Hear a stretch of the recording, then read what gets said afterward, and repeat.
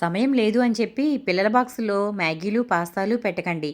చాలా తక్కువ సమయం ఉన్నా అన్నం వండేసిన తర్వాత ఈజీగా చేసుకునే రైస్‌లు తయారు చేసి పిల్లల బాక్సుల్లో పెట్టొచ్చు. మరి ఈరోజు లంచ్ బాక్స్ సిరీస్‌లో భాగంగా కొత్తిమీర రైస్ అయితే ఏ విధంగా తయారు చేసుకోవాలో చూద్దాం. చాలా తక్కువ సమయంలో రుచిగా, టేస్టీగా, హెల్తీగా ఈ రైస్ తయారు చేసుకోవచ్చు. మరి ఏ విధంగా తయారు చేసుకోవాలో చూద్దామా? Welcome back to my channel.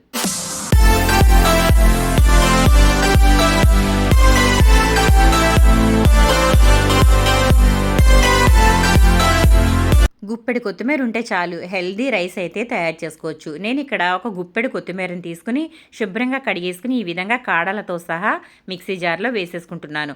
కాడలు పడేయకూడదండి. చాలామంది ఆకులు వేస్తారు, కాడలు వేయరు. కానీ ఈ కాడల్లో కూడా చాలా పోషకాలు ఉంటాయి. కాబట్టి కంపల్సరీగా కాడలను కూడా యాడ్ చేసుకోవాలి. ఆ తర్వాత ఒక 5 నుంచి 6 పచ్చిమిర్చిని ఇందులో వేసేసుకుని ఆ తర్వాత ఇదిగోండి ఇలా మూత పెట్టేసి చక్కగా మెత్తగా పేస్ట్ మాదిరిగా తయారు చేసుకోవాలి. మీకు ఒకవేళ అల్లం వెల్లుల్లి పేస్ట్ విడిగా ఉంటే గనక విడిగా వేసుకోవచ్చు. లేదంటే గనక ఇందులోనే ఒక చిన్న అల్లం ముక్క, అలాగే 2 వెల్లుల్లిపాయలు వేసేసుకుని మిక్సీ పట్టేసుకోవచ్చు. ఇదిగోండి తర్వాత స్టవ్ వెలిగించేసి బాండి పెట్టేసుకుని అందులో 2 స్పూన్ల వరకు నెయ్యి వేసుకోవాలి. నేను ఇక్కడ కొత్తిమీర రైస్ని నేతితో చేస్తున్నాను. ఆయిల్ అంత మంచిది కాదు, నెయ్యి చాలా మంచిది కదా పిల్లలకి. అందులో పిల్లలకి ఉదయం పూట నెయ్యి పెట్టడం వల్ల ఆరోగ్యానికి చాలా మంచిదంటండి. కాబట్టి కంపల్సరీగా పిల్లలకి చేసి పెట్టే బ్రేక్ఫాస్ట్లో నెయ్యి వేసి తయారు చేయండి, చాలా బాగుంటుంది. నెయ్యి వేడైన తర్వాత దాంట్లో కొంచెం పోపు దినుసులు వేసుకోవాలి. పచ్చిశనగపప్పు, మినపప్పు, ఆవాలు వేసుకుని అవి కొంచెం చిటపటమన్న తర్వాత ఒక గుప్పెడు పల్లీలు కూడా వేసుకోవాలి. మీకు ఒకవేళ పల్లీలు నచ్చకపోతే జీడిపప్పు కూడా వేసుకోవచ్చు. ఏమీ లేకపోయినా కూడా ఇది బాగుంటుంది రైస్. ఆ తర్వాత మనం మిక్సీ పట్టుకున్న కొత్తిమీర, పచ్చిమిర్చి పేస్ట్ ఇందులో వేసేసుకోవాలి. ఇలా గరిటెతో నేను వేస్తున్నాను. తర్వాత చేతితో కూడా దీన్ని ఇందులో ఏమైనా ఉంటే అది కూడా ఇందులో వేసేసుకోవాలి. మొత్తం అంతా కూడా ఇందులో వేసేసుకుంటే చాలా బాగుంటుంది. లేదంటే కనుక మనం సమానంగా వేసుకుంటాం కాబట్టి మిక్సీ జార్కి చాలా ఉంటుంది. అదంతా కూడా చేతితో వేసేసుకుంటే వేస్ట్ అనేది అవ్వకుండా ఉంటుంది. అది కొంచెం వేగిన తర్వాత దాంట్లోనే 1 స్పూన్ అల్లం వెల్లుల్లి పేస్ట్ అయితే వేసుకోవాలి.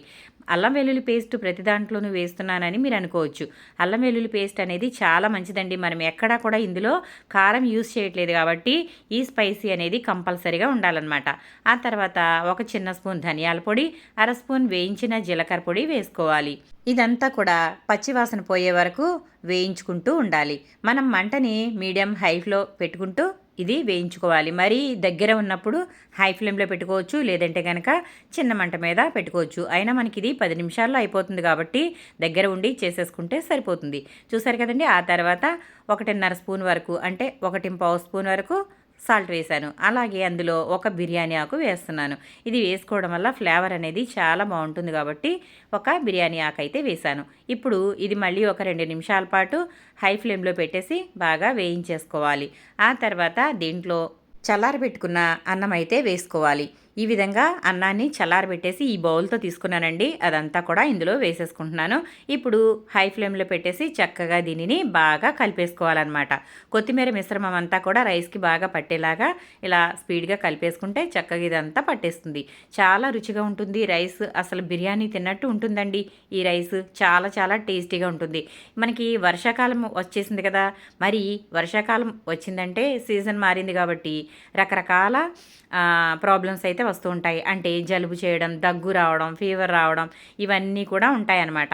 ఇమ్యూనిటీ తక్కువగా ఉంటుంది కాబట్టి వర్షాకాలంలో ఈ విధంగా ఫ్లేవర్డ్ రైస్లు చేసి పెట్టారంటే కనుక పిల్లలు ఎక్కువ అనారోగ్యాల బారిన పడకుండా ఉంటారు. చూసారు కదండి. ఇప్పుడు రైస్ అంతా కూడా రెడీ అయిపోయింది. చూడండి ఎంత బాగుందో కదా. నేను చేసేదంతా కూడా సన్న బియ్యంతో చేస్తున్నానండి. ఒకవేళ మీరు బిర్యానీ రైస్ కావాలంటే కనుక ఇందులో బాస్మతి రైస్ కూడా వేసి చేసుకోవచ్చు. చాలా రుచిగా ఉంటుంది. చాలా సింపుల్గా అయిపోతుంది అనమాట. లంచ్ బాక్స్లోకి ఏదైనా కర్రీ లేనప్పుడు ఇలా చేసుకోండి. చాలా చాలా రుచిగా ఉంటుంది. కమ్మగా తినేయచ్చు అనమాట. కొత్తిమీర ఆరోగ్యానికి చాలా మంచిది కాబట్టి కంపల్సరీగా ఇలా ట్రై చేయండి. చల్లగా వర్షం పడుతున్నప్పుడు వేడివేడిగా ఇలా కొత్తిమీర రైస్ చేసుకుని తింటే కనుక ఆహా అనాల్సిందే. చాలా చాలా బాగుంటుంది. ఇక ఏమీ అక్కర్లేదు, ఇందులో డైరెక్ట్గా తినేయడమే కాబట్టి సింపుల్గా అయిపోతుంది. అన్నం వండుకుంటే చాలండి, చక్కగా ఈ ఫ్లేవర్డ్ రైస్ అయితే తయారు చేసుకోవచ్చు. చూసారు కదా ఎంత పొడి పొడిలాడుతుందో కదా. మరి ఇంకెందుకు ఆలస్యం, మీరు కూడా తప్పకుండా ట్రై చేయండి. రైస్ అయితే రెడీ అయిపోయింది. స్టవ్ అయితే ఆఫ్ చేసేసి బౌల్లోకి అయితే సర్వ్ చేసేస్తున్నాను. అసలు మంచి వాసనతో చాలా చాలా బాగుందండి. కొత్తిమీర అంటే ఫ్లేవర్ బాగా వస్తుంది కదా. రైస్ అంటే ఇంకా చెప్పక్కర్లేదు, చాలా చాలా మంచి అరోమాతో అద్దిరిపోతుందనమాట, గుమగుమలాడిపోతుంది. ఈ విధంగా చేసుకుని తిన్నారంటే ఆహా అనాల్సిందే. బిర్యానీలన్నీ కూడా పక్కన పెట్టేస్తారండి, అంత బాగుంటుంది ఈ రైస్. చూసారు కదండి, మార్నింగ్ టైంలో చేసుకుంటే కనుక ఇక ఇడ్లీలు దోశలు ఇవన్నీ కూడా పక్కన పెట్టేసి ఇవే చేసుకుని తింటారు, అంత బాగుంటుంది ఈ కొత్తిమీర రైస్. చూసారు కదా, తింటూ ఉంటే మధ్యలో మధ్యలో పల్లీలు తగులుతూ చాలా చాలా రుచిగా ఉంటుందన్నమాట. ఈ విధంగా మీరు కూడా తప్పకుండా ట్రై చేయండి. మీకు ఏ విధంగా వచ్చిందో కమెంట్ సెక్షన్లో కమెంట్ పెట్టండి ఫ్రెండ్స్. అసలు స్మెల్ మాత్రం మామూలుగా లేదు. అన్నం మిగిలిపోయినప్పుడు, కొత్తిమీర ఇంట్లో ఎక్కువగా ఉన్నప్పుడు ఇలా చేసుకోండి. లంచ్ బాక్స్కి అయితే ఇంకా చెప్పక్కర్లేదు. మరి వీడియో నచ్చిందా? నచ్చితే కనుక లైక్ చేయండి, షేర్ చేయండి, సబ్స్క్రైబ్ చేయండి.